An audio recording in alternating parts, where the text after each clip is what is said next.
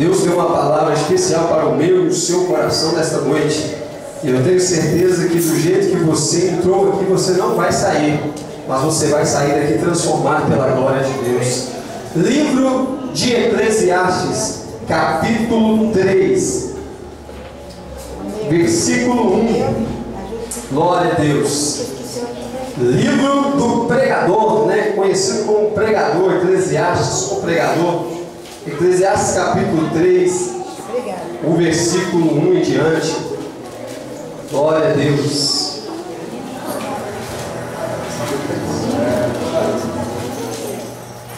Vamos encontrar? Amém. Livro de Eclesiastes, capítulo 3, versículo 1 em diante, diz assim a palavra do eterno Deus: tudo tem o seu tempo determinado, e há tempo para todo propósito debaixo do céu. Há tempo de nascer e tempo de morrer, tempo de plantar e tempo de arrancar o que se plantou, tempo de matar e tempo de curar, tempo de derribar e tempo de edificar, tempo de chorar e tempo de rir, tempo de plantear e tempo de saltar de alegria, tempo de espalhar pedras e tempo de ajuntar pedras, tempo de abraçar e tempo de afastar-se de abraçar, tempo de buscar e tempo de perder, tempo de guardar e tempo de deitar fora. Versículo 7: tempo de rasgar e tempo de coser, tempo de estar calado e tempo de profetizar. Aleluias, glória a Deus. Pode sentar no seu lugar. Senhor, eis aí a tua palavra que é santa, pura, sem mácula, sem ruga. Fala ao nosso coração de uma maneira poderosa, que venhamos sair daqui, meu Pai, dizendo que verdadeiramente o Senhor esteve neste lugar e tocou em nós. Pai, que venhamos voltar para nossas casas marcados pelo poder da sua glória e pelo seu tempo, que se chama hoje, em nome de Jesus.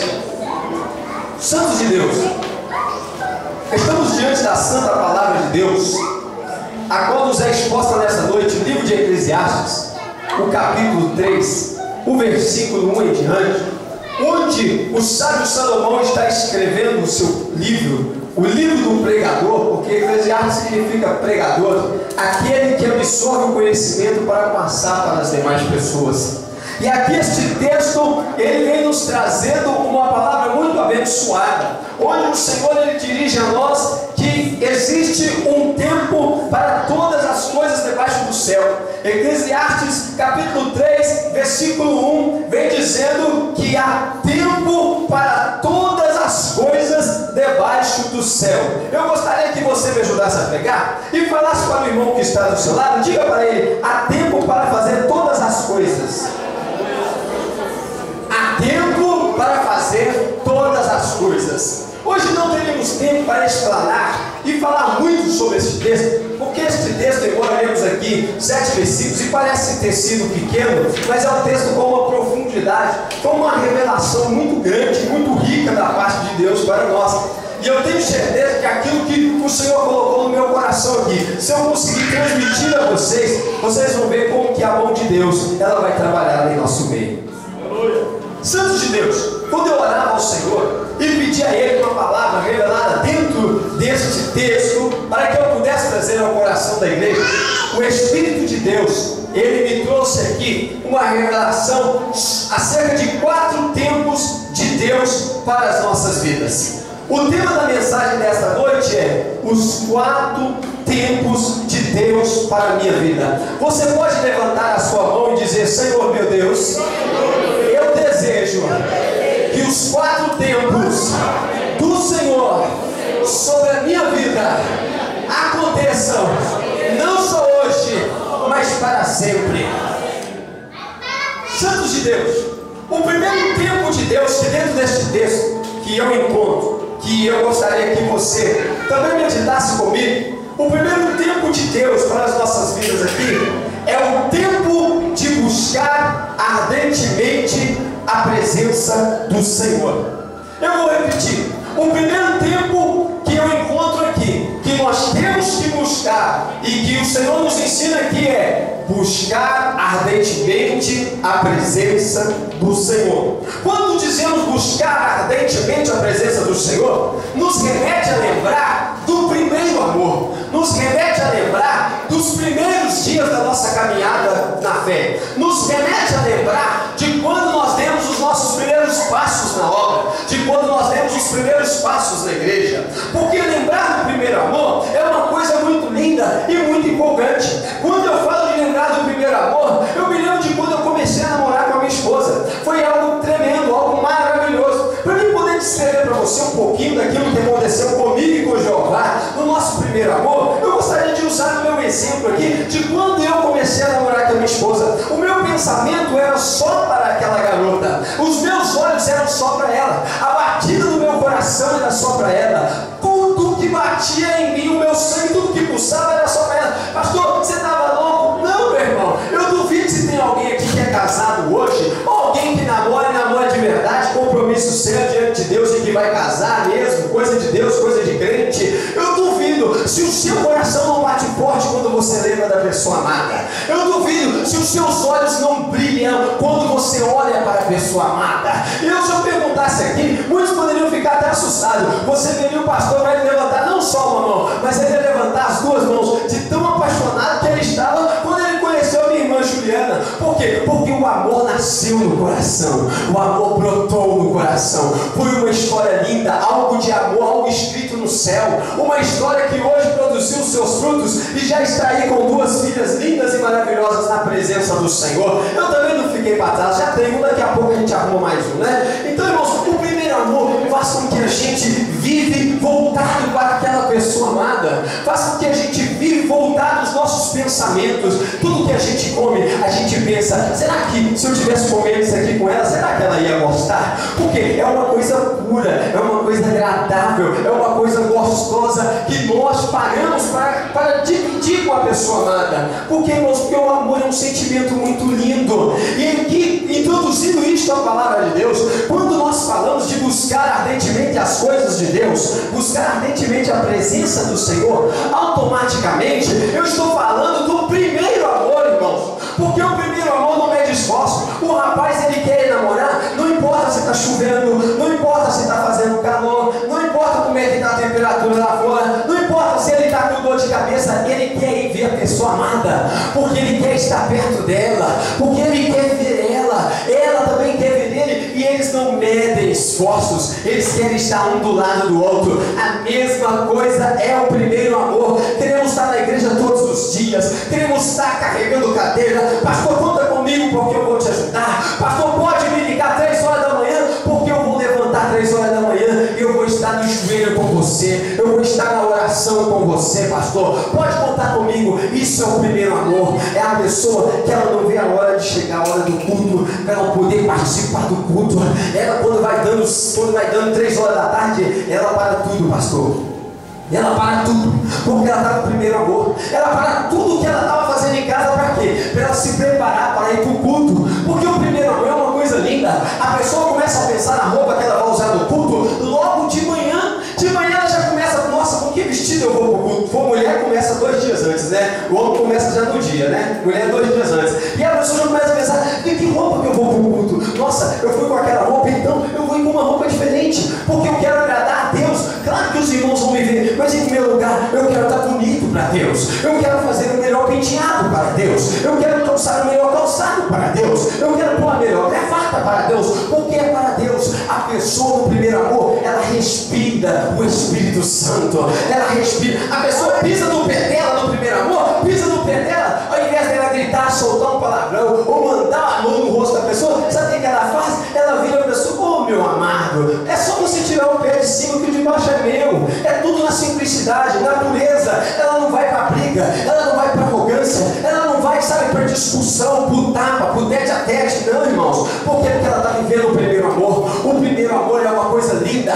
No primeiro amor não tem olhar de malícia. Quando o homem olha para a mulher, ele não olha vendo as curvas do corpo da mulher. Pelo contrário, às vezes ele pode até brincar e falar, nossa, essa irmã está precisando da malhação. avaliação. Mas essa mulher está precisando pagar uma academia para ela. Mas coisa pura, na inocência, sem malícia, você está me compreendendo? Sem malícia, ele olha com bons olhos, porque é o primeiro amor. Ele quer servir a Deus, ele quer fazer a obra de Deus. Quando ele vê o pecado, irmãos, ele não vai em direção ao pecado. Pelo contrário, quando ele vê o pecado vindo do lado de lá, ele vira, irmão, e vai para o outro lado, porque ele quer estar longe do pecado, ele quer estar longe de tudo aquilo que é errado, porque isso é o primeiro amor. Primeiro amor é prazer em buscar as coisas de Deus. Primeiro amor, a pessoa, seja debaixo do sol, debaixo de chuva, ela quer fazer a vontade de Deus, porque para ela o tempo não pode separar ela de Deus. Oh, meus irmãos, quando falamos em buscar ardentemente as coisas do Senhor, nós lembramos da primeira fé, aquela fé, meu irmão, que te impulsiona a fazer as coisas, aquela fé, meu irmão, que ela está batendo o tempo todo no seu peito,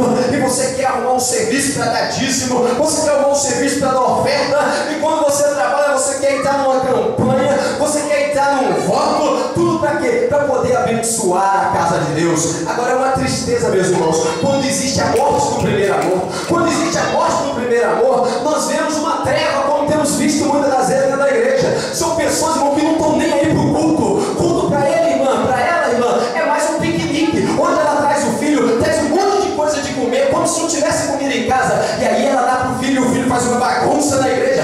Perdeu, irmão, a essência do primeiro amor, porque o primeiro amor é que faz com que eu e você tenhamos uma vida decente. É o primeiro amor que faz com que eu e você venhamos caminhar diante de Deus em santidade. A Bíblia diz assim: Abraão, anda na minha presença e seja perfeito. Ô meu irmão, o padrão de Deus para entrar no céu é ser perfeito. Se não dá para ser perfeito, peça perdão, que Deus te perdoa e você volta a ser perfeito. Porque, meu irmão, não é arrastando a perna que nós vamos entrar no céu, não. Pelo contrário, nós só vamos entrar no céu se nós tivermos o ardente amor no coração pela obra do Deus vivo de Israel.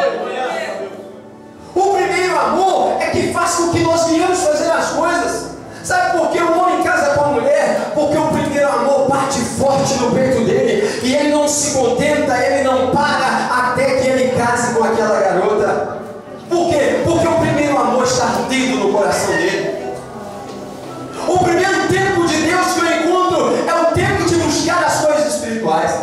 Lá em 2 Pedro capítulo 3, versículo 18, está dizendo assim: antes, crescei na graça e no conhecimento de nosso Senhor e Salvador Jesus Cristo.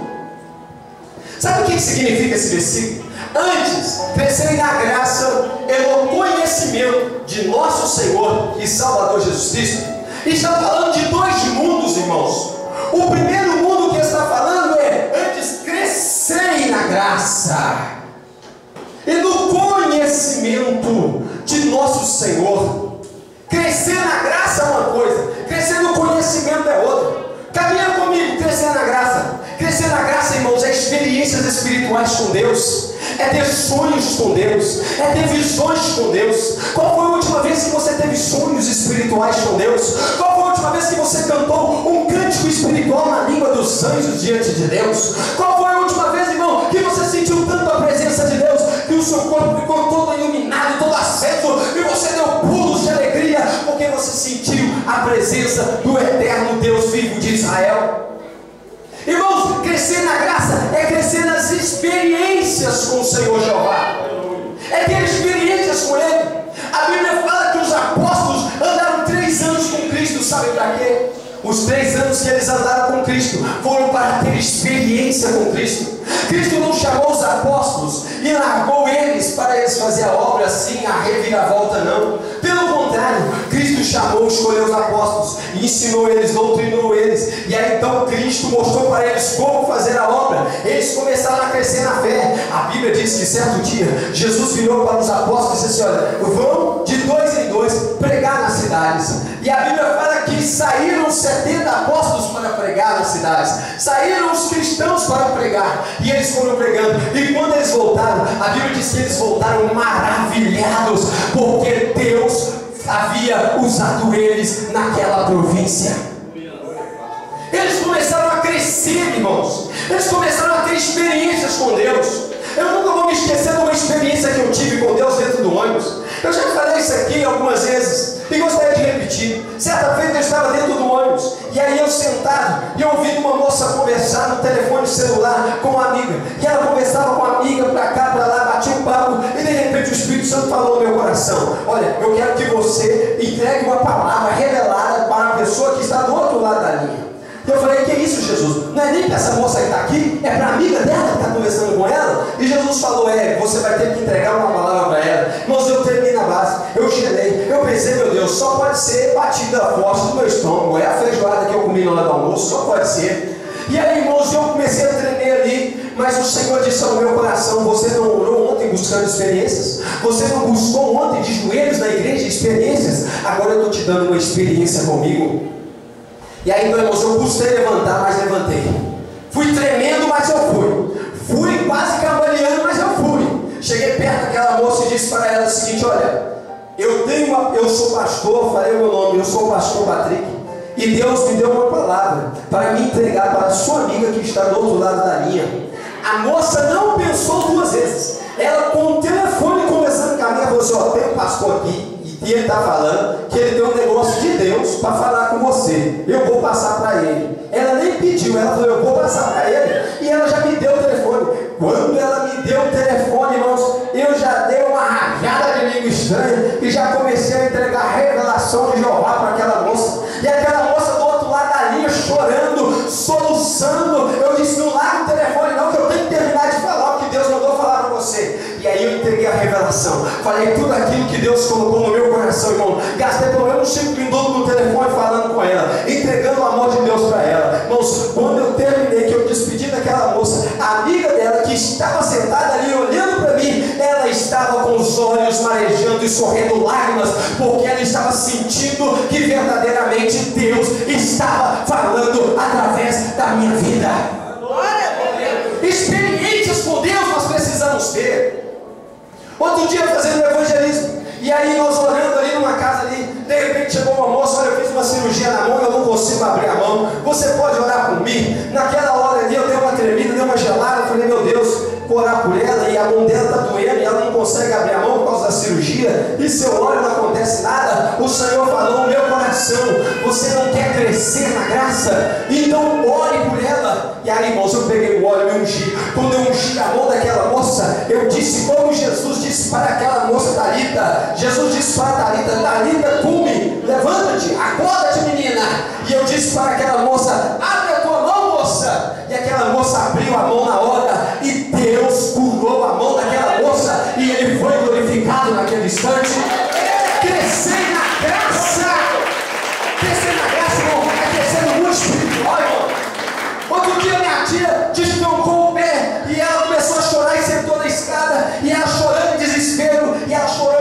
Eu, meu Deus do céu, o que é isso? Eu, tia, você precisa de uma água, isso aqui no outro. E quase que ela vira para mim e falou: pastor Incrédulo, por que você não ora para mim? Por que você não ora para mim? E ela só virou e falou: ó, meu primo, ora por mim, está doendo demais meu pé. E naquela hora, irmãos, eu falei: não tem nem óleo aqui, olha a falta de fé, não tem nem óleo aqui, para que óleo? Qual é a oração? A oração é mais forte que o óleo. E aí, então, irmãos, eu pus a mão no pé dela. Quando eu coloquei a mão no pé dela, eu repreendi a dor e falei: dor, saia em nome do Senhor Jesus Cristo. Na mesma da hora, minha prima, morena, alta, para não falar negra, alta, com aqueles olhão preto, cor de jabuticaba, regalou o olho, olhou para mim e falou: você é um homem de Deus, meu irmão. Olha o meu pé, está curado, meu primo, está curado. Pode glorificar a Deus. E nós dois falamos aqui em Espanha, naquele lugar, porque Deus estava nos visitando naquela hora.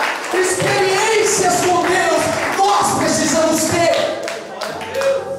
Eu me lembro que um pastor disse, um pastor do púlpito disse assim: eu disse para Deus: nunca mais eu vou ficar falando de testemunho dos outros sem dar o meu.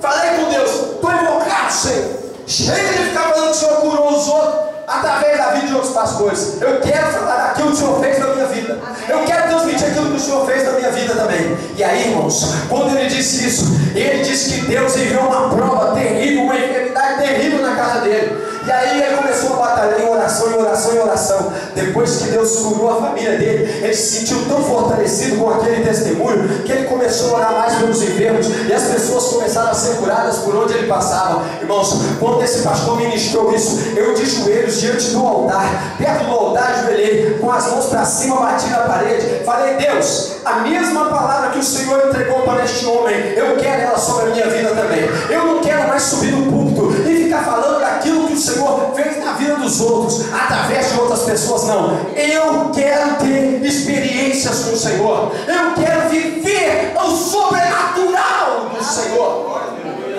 Irmãos, nós precisamos desejar. Esse é o tempo de Deus, tempo de buscarmos ardentemente pelas coisas de Deus. E aí o Senhor foi para o teste, né? Porque é assim, quando você pede algo a Deus, pode esperar que o Senhor vai te testar. Uma das minhas primeiras experiências, a mulher do pastor me chamou: vem entrar no diaconato na sexta-feira. Eu entrei no diaconato. Nas minhas primeiras experiências, caiu um monte de gente endemoniada perto de mim. E eu tô, meu Deus do céu, deixa eu sair para lá, deixa eu sair para o outro lado. Por quê? Porque eu ainda não sentia preparado.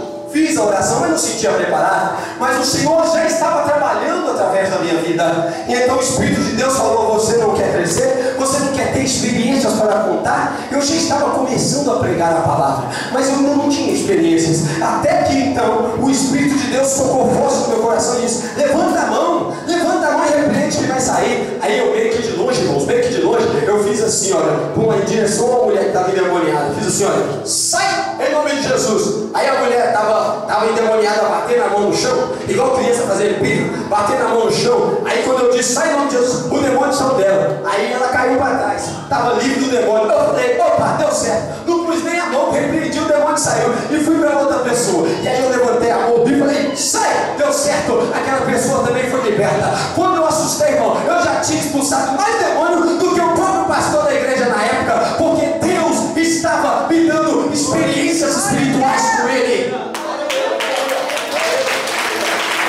Cristão que é cristão tem que ter experiência espiritual. Ou você acha que o cristão foi feito para ficar falando o que ele passa na televisão? Ou você acha que a vida do cristão é ficar dando notícias do que aconteceu no futebol? Não, irmãos, nós temos que ter experiências para contar. Sabe por que as vidas estão secas e vazias? Porque não tem experiência, não sai para o campo. Jesus disse lá no livro de João, capítulo 4, se não me falha a memória: erguei os olhos e vede, os campos já estão brancos para a ceifa. Tenha experiência, meu irmão. Diga para o irmão que está do seu lado: tem experiência com Deus. Tem experiência com Deus. Outro dia eu estava trabalhando, aí de repente uma pessoa liga para mim lá na portaria e diz assim: olha, Patrick, vem cá me ajudar, porque o meu filho está tentando suicidar. E eu disse: o que é isso? O que está acontecendo? Vem cá me ajudar, porque meu filho está tentando suicidar. Eu falei: o que é isso? Não pode uma coisa dessa não. Eu já passei a mão no óleo, enfiei dentro do bolso e subi pelo elevador. Fui do primeiro andar, fui para lá no 11º andar, fui lá no 1101. Quando eu chego lá no 1101, a porta está aberta, uma casa toda quebrada, toda revirada, um rapaz cheio do espírito maligno, cheio de droga no corpo, e a mulher chorando desesperada, a mãe dele dizendo assim: olha, ele está tendo visão de demônios, está vendo coisas, ele está tentando pular lá embaixo, nós já não conseguimos segurar ele mais, ele já me bateu na minha filha, estamos todas marcadas e não conseguimos mais segurar ele. Eu sei que você é crente, ora por ele, por mim. E naquela hora, irmãos, o Espírito Santo me visitou. E aí, irmão, quando o Espírito Santo visita o crente fica valente, meu irmão. Quando o Espírito Santo enche a vida do crente, é diferente. Quando o Espírito Santo enche a vida do crente, não tem nem dúvida, meu irmão, ele sai cheio da unção de Deus, ele sai como o povo marchando, e até o mar tem que sair da frente, porque quando um povo está cheio do Espírito Santo, te prepara, porque coisas grandes Deus vai fazer através da sua vida. E então eu saí marchando em direção àquele jovem, e aquele jovem foi olhando para mim e acuando, no canto, foi andando no canto, e no canto tinha um lugar assim que ele podia se jogar e cair dentro do poço. De longe eu já apontei o dedo para ele e falei assim: olha, eu te amarro em nome de Jesus, você não arrega o pé daí. E ele ficou travado, amarrado, olhando para mim com aqueles aqueles olhos de morte, aqueles olhos sangrando, sabe? Aqueles olhos trincados querendo me pegar. E então eu virei para ele e em nome de Jesus levantei a mão e comecei a repreender. Mandava o demônio embora. Aquele jovem parecia que ficava bem. Aí de repente voltava os demônios de novo. Eu mandava o demônio embora. E aí voltava demônios de novo. Por quê? Porque não tinha apenas um demônio. Tinha uma legião de demônios naquele jovem. Uma legião na Bíblia é comparada a 6.000 soldados. Agora imagina, 6.000 demônios dentro de uma pessoa. Jesus disse que há certas classes de demônios que só saem com jejum e oração. Tem pessoas que estão endemoniadas. É dentro. Demoniadas são ninhos de demônios, ou seja, demônios habitam na vida de uma pessoa de tal forma que parece que tem um ninho ali, irmãos. Então há pessoas assim demoniadas e precisa de mim e de você para poder repreender esses demônios.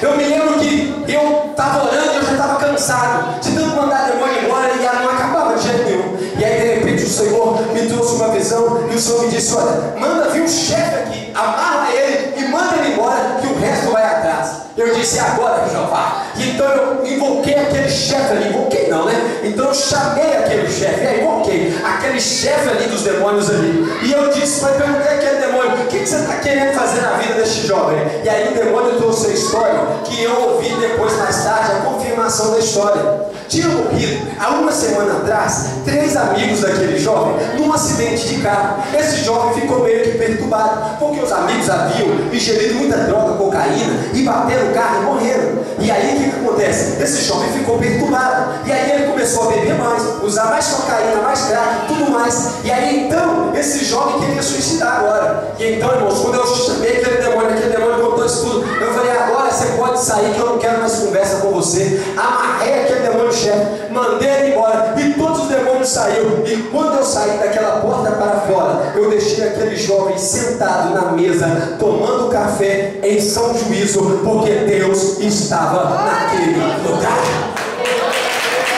Deus estava ali, irmãos, porque eu pedi a Deus experiência. Quando eu comecei num grupo na igreja, comecei a me firmar na igreja, no diaconato da igreja, mais 20 pessoas começaram. Era um diaconato auxiliar, era formado por 20. Me lembro de todos eles, poderia enumerar todos eles aqui. Foram 20 que ficaram junto comigo. E aí, irmão, o tempo foi passando. Eu fui vendo aquele monte de jovens que fizeram um pacto de louvar mais a Deus, de buscar mais a Deus, de servir mais a Deus. Todos nós fizemos um pacto de adorar mais a Deus. E aí o tempo foi passando. Eu fui vendo tomando um puff, tomando outro puff, tomando outro puff, tomando outro de cá puff, tomando outro dali puff. Hoje, irmãos, daqueles 20 jovens que se levantaram, podemos contar.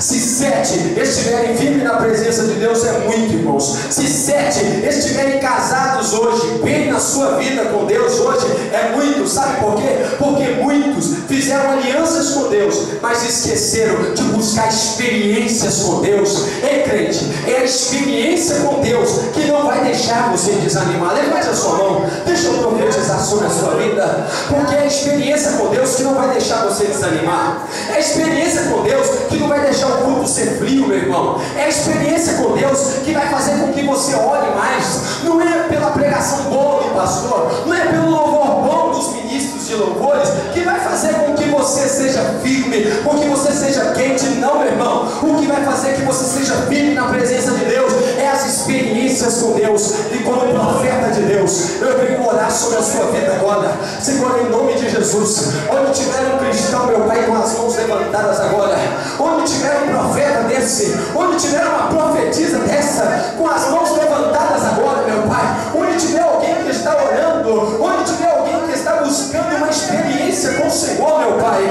oh meu Deus, abençoa a vida dele agora, abençoa a vida dele agora, meu Pai. Onde houver uma pessoa buscando uma experiência, toca na vida dele agora, toca na vida dela agora, mostra para ele, meu Pai, mostra para ela, meu Pai, que o Senhor tem experiência sobre a vida dele, que o Senhor tem experiência sobre a vida dela. Oh meu Pai, toca agora, toca.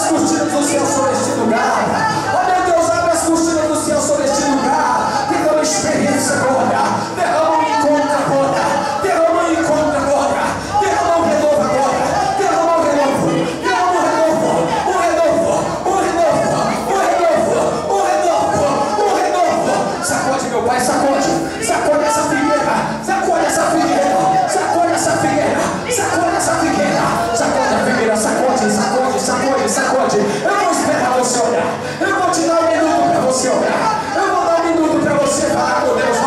Vai falar com Deus, fala com Deus, fala com Deus.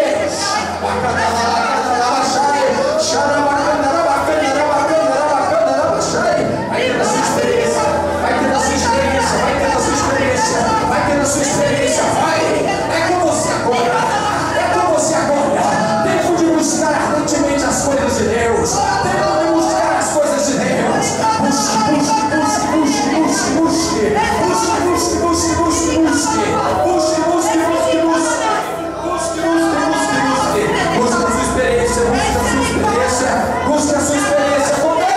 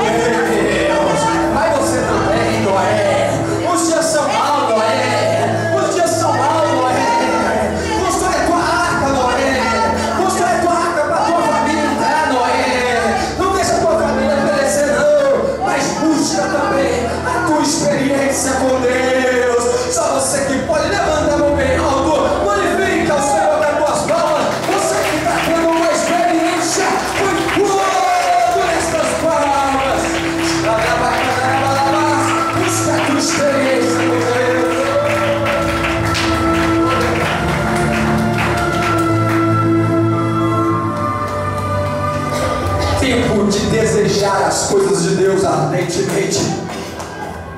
Esse é o primeiro tempo de Deus para as nossas vidas. Tempo de buscarmos ardentemente pelas coisas de Deus. Tempo de voltarmos ao primeiro amor. Tempo de voltarmos a fazer aquilo que o Senhor nos ordenou a fazer. Esse é o primeiro tempo de Deus que estamos vivendo. O segundo tempo de Deus. O segundo tempo de Deus que estamos vivendo. Presta atenção, meu santo. O segundo tempo de Deus que estamos vivendo é o tempo de machados. O segundo tempo de Deus que estamos vivendo nesses dias é o tempo de machados. Moisés estava agora ouvindo o povo dizer: e agora, Moisés, o que vamos fazer? Moisés, sem saber o que fazer no meio do deserto, foi e perguntou a Deus. Moisés perguntou a Deus: Senhor, o que vamos fazer? O Senhor então virou para Moisés e disse para Moisés: Moisés, diga ao meu povo que marche, Moisés.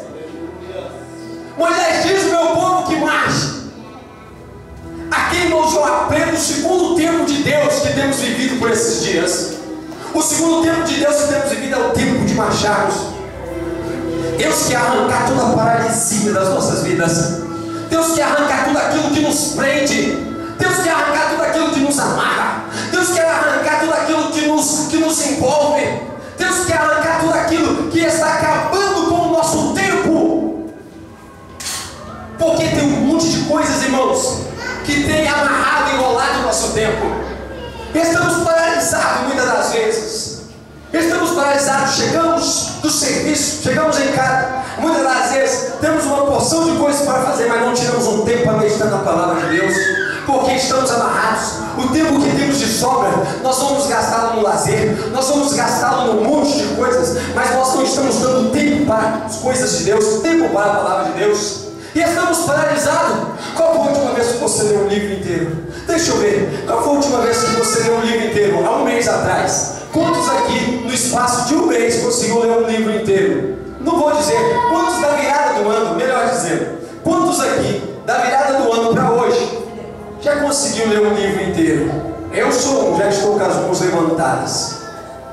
Quantos aqui, no espaço de 3 meses, há 3 meses atrás, de novembro para cá, conseguiram ler um livro inteiro? Começou a melhorar, já temos aí umas 4 pessoas. Quantos há 5 meses Quantos de junho, dia 2 de junho, meu aniversário, dia 2 de junho do ano passado, quantos do dia 2 de junho, de lá para cá, conseguiram ler um livro inteiro? Não precisa ser da Bíblia, pode ser secular, um livro inteiro. Quantos irmãos passaram o ano de 2013 todinho, de janeiro a dezembro, conseguiram ler um livro inteiro? Seja Bíblia, seja secular. Quantos? Levanta as mãos.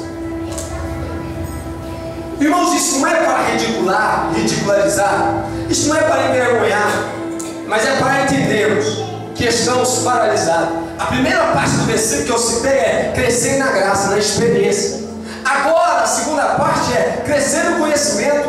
2 Pedro capítulo 3, verso 18, diz: antes crescer na graça e no conhecimento de nosso Senhor e Salvador Jesus Cristo.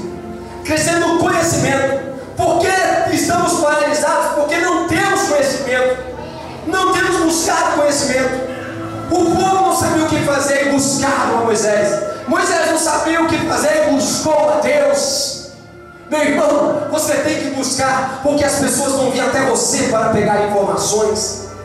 Você tem que buscar. Moisés perguntou a Deus, e Deus disse para Moisés: diga ao povo que marche. Não é hora de ficar parado, não é hora de ficar prostrado. Por que é que você parou? Por causa do primeiro vento. Por que é que você parou? Por causa da primeira tempestade. O apóstolo Paulo já diz lá no livro de Timóteo: vós corrieis bem. Quem vos impediu de continuardes a correr? Vós corrieis bem. Quem vos impediu de continuar a correr? O que o apóstolo está dizendo? Quando você começou na fé, você começou bem. Você começou bem. Você começou caminhando e começou a correr. E corria como um atleta. E corria. Nada te parava. Começou bem. Mas alguém no meio da caminhada te impediu de continuar correndo. Ei, meu irmão, Deus nos trouxe aqui para entendermos que é tempo de continuarmos a marchar e não é tempo de ficarmos parados. Bate na mão do seu irmão e fala com ele: é tempo de marchar, meu irmão. É tempo de marchar. Ei, meu irmão, é tempo da sua casa marchar. É tempo, meu irmão, de você marchar na sua fé. É tempo de você marchar na sua crença. É tempo de você marchar nos trabalhos da igreja. É tempo de você marchar, não é tempo de parar. Quantas pessoas, porque foram decepcionadas por alguma coisa, pararam de crescer? Quantas pessoas, porque foram decepcionadas por algo ou por alguém, elas pararam de caminhar, não caminham mais? Quantas pessoas, porque alguém disse uma palavra, ela parou, estacionou? Oh, meus irmãos, nós não podemos ficar paralisados. O Senhor quer quebrar esse tempo de paralisia. O Senhor quer quebrar essa nostalgia, essa coisa de ficar parado e não andar. Tenta e não vai, tenta e não vai, tenta e não vai. Misericórdia, meu irmão. Chegou a hora de crescermos. O apóstolo Paulo disse assim, capítulo 12 de Romanos, versículo 1 e versículo 2: rogo-vos, pois, irmãos, pelas misericórdias de Deus, que apresenteis o vosso corpo como um sacrifício santo e agradável a Deus, que é o vosso culto racional. E não vos conformeis com este século, mas transformai-vos pela renovação do vosso entendimento. Sabe o que Paulo está dizendo? Faça a coisa com inteligência. Ou seja, não pare. Não fique parado. Nós não temos mais tempo, irmão, para gastar na igreja. Não há tempo para gastar de culto. Não estamos em tempo de vir para a igreja e entrar do mesmo jeito que saímos. Não temos mais esse privilégio que muitos tinham antes, se é que tiveram, de entrar e sair do mesmo jeito. Não, irmãos. Você não pode perder a bênção que Deus quer derramar sobre a sua vida. A sua casa não pode ficar vazia do tesouro que Deus quer enchê-la. O seu ministério, o baú da sua chamada, ele não pode estar vazio. Ele tem que estar cheio de pérolas preciosas que Deus quer depositar sobre a sua vida. Nós não podemos parar. Nós não podemos estacionar. Se pararmos, se estacionarmos, muitos vão perder, porque a nossa chamada vai ficar estacionada. Deus nos trouxe aqui para entendermos que estamos no tempo de marchar. Irmãos, uma enfermidade chegou até Lázaro e disse para Lázaro: Lázaro, a partir de hoje você vai morrer e você não vai continuar caminhando. A enfermidade agarrou Lázaro. Lázaro morreu e ele não conseguiu mais caminhar porque ele estava morto. Mas irmãos, enquanto não chegar a hora da sua morte que Deus permitiu lá no seu santo céu, você não vai morrer, porque Deus tem a realizar muita coisa poderosa na sua vida ainda. Não era tempo de Lázaro parar, minha irmã. Não era tempo de Lázaro parar. Lázaro morreu, Jesus ressuscitou. Meu irmão, se você morrer e ainda não é o seu tempo, Jesus te ressuscita para que você continue a caminhar, mas você não pode parar. Quando nós paramos, nós estamos dizendo para Deus: tudo aquilo que o Senhor preparou para mim, eu não quero mais. Eu não quero mais nada que o Senhor preparou para mim. Por isso, irmãos, nós não podemos parar na nossa caminhada. O tempo que estamos vivendo é tempo de marchar. A única maneira das muralhas de Jericó caírem era o povo marchando. Deus está dizendo: a única forma desse vício, desse problema que você se enfiou nele, cair diante de você, é você marchar. Então marche, meu irmão. Em nome do Senhor Jesus Cristo, marche. Não para. Se o problema não sair da sua frente, atropela ele. Se 11 mil demônios se levantar de um lado, se 10 mil demônios se levantar do outro lado, não pare. Continue marchando, porque maior é aquele que vive e reina dentro do seu coração, que é o nosso Senhor Jesus Cristo. Se você acredita nisso, glorifica ele, bem forte com as suas palmas, mas não pare. Pelo amor de Deus, não pare. Se você parar, meu irmão, não é o seu vizinho apenas que vai rir de você. Se você parar, quem vai dar gargalhada de você é Satanás. Se você parar, meu irmão, não é aquela pessoa que você ofendeu ou que te ofendeu, é que vai rir de você simplesmente, não. Quem vai estar rindo de você são os demônios. Eles vão estar dizendo: olha lá, Deus, ó, o Senhor não disse que ele e ela é isso tudo? Olha lá, tá lá, mais um que eu consegui parar. Mas nessa noite, meus irmãos, nós não vamos parar. Hoje não tem bandeira branca, hoje a bandeira é bandeira vermelha, porque vai jorrar muito sangue de demônio para o chão, porque nós vamos vencer esta peleja junto com o nosso Senhor Jesus Cristo, em nome de Jesus de Nazaré. Esse é o segundo tempo de Deus. E o terceiro tempo de Deus que estamos vivendo é o tempo de acreditar. Hebreus capítulo 11, versículo 1. Ora, a fé não vai ser, a fé não foi. Hebreus 11, 1 está dizendo: ora, a fé é presente agora, esse momento. A fé é o firme fundamento de coisas que se esperam e que se não veem. A fé é o firme fundamento de coisas que se esperam, que se não veem. A fé, meus irmãos, é aquilo que traz do invisível para o visível. A fé é aquilo que traz do mundo espiritual para a matéria. Estamos vivendo um tempo de fé. Quem não tem fé está morrendo, irmãos. Quem não acredita está morrendo. Estamos vivendo num tempo de Deus, de acreditar. Acreditar que Deus pode revolucionar através de nós. Acreditar que Deus quer revolucionar através da minha vida. Acreditar que Deus quer revolucionar através da sua vida. A Bíblia diz que Abraão creu contra a esperança. Romanos capítulo 4, verso 17, se não falha a memória, está dizendo: e Abraão creu contra a esperança. Sabe o que significa isso? Não havia esperança nenhuma para Abraão, mas mesmo não tendo esperança, expectativa, não havia nada, mesmo não havendo expectativa, nada, esperança nenhuma, ele creu.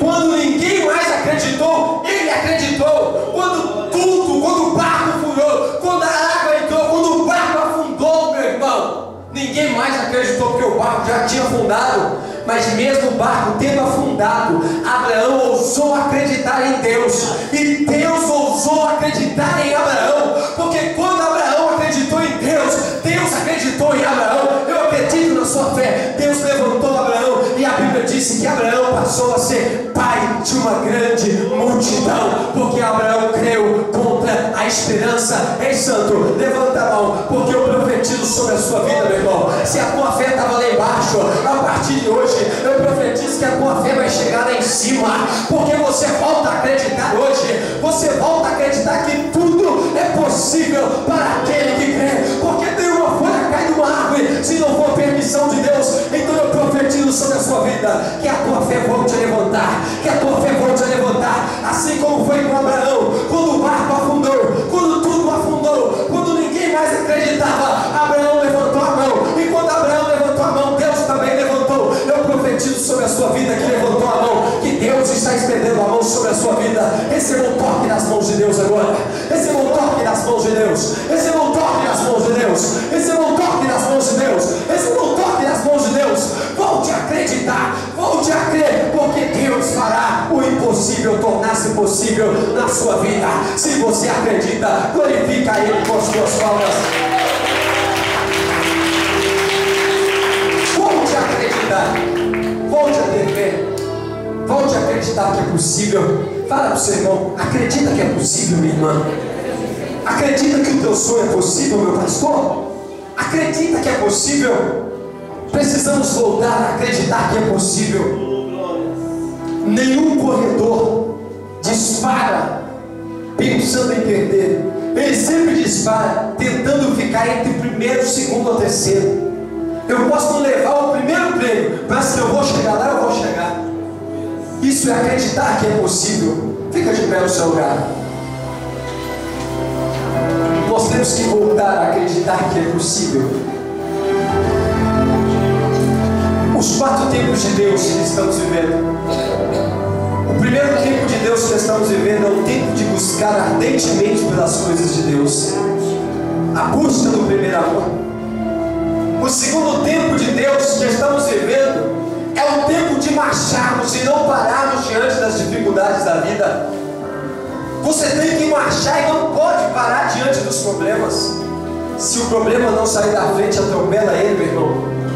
O terceiro tempo que estamos vivendo de Deus nesses dias é o tempo de acreditarmos em Deus. Muitas pessoas deixaram de acreditar e saíram da igreja. E o quarto tempo de Deus que estamos vivendo, e eu encerro a minha palavra, é o tempo de profetizarmos a palavra de Deus. Eu vou repetir. O quarto tempo que estamos vivendo é o tempo de profetizarmos a palavra de Deus. Eclesiastes capítulo 3, versículo 7. No final do versículo 7 está dizendo: há o tempo de ficar calado e também há o tempo de profetizar. Estamos vivendo o tempo de profetizar. Não é tempo de calar agora. Não é tempo de ver a família caindo. Não é tempo de ver tudo indo para o barranco, tudo indo para o precipício, ficarmos calados. Não. Deus está nos proporcionando um tempo para erguermos as mãos e profetizarmos. Eu gostaria de convidar você a sair do seu lugar agora e vir adiante do altar, porque agora nós vamos profetizar. Nós vamos agora profetizar. Existe o tempo de ficar calado, existe, mas existe também o tempo de profetizar. O tempo de mudar circunstâncias. Tempo de mudar circunstâncias. Tempo de profetizarmos a palavra de Deus. Chega bem diante do altar. Chega bem diante do altar. Porque nós vamos profetizar. Você vai emprestar os seus lábios a Deus agora. Você vai receber a unção nas suas mãos. Abre as suas mãos. Você vai receber a unção. Cadê o diabo William? Você vai receber a unção. A unção para profetizar. Você vai receber a unção nas suas mãos para profetizar. E assim que você receber a unção, enquanto eu falo, os irmãos já podem ungir da mão dos irmãos. Porque você vai estender as mãos daqui a pouco, irmãos. Você vai estender as mãos e vai profetizar. E a palavra que sair da sua boca será como a palavra de Deus. Ela não vai voltar vazia, mas ela vai fazer aquilo para o qual você a ordenou. Provérbios capítulo 18. Provérbios capítulo 18 está dizendo assim: olha, o poder da vida e da morte está na língua. O que dela bem utiliza, come do seu fruto. Irmãos, hoje não tem morte, hoje tem vida. Hoje nós vamos profetizar vida. Vamos profetizar vida, e isso vai fazer com que aconteça o milagre. Todos que receberam unção nas mãos, olha para mim. Deus virou para o profeta e disse assim: profeta, o que você está vendo? O profeta virou para Deus e disse: Senhor, eu estou vendo um vale muito numeroso, e ele está cheio de ossos sequíssimos. Eu me detive nessa palavra, cheio de ossos sequíssimos. Preste atenção, eles não estavam apenas secos, eles estavam sequíssimos.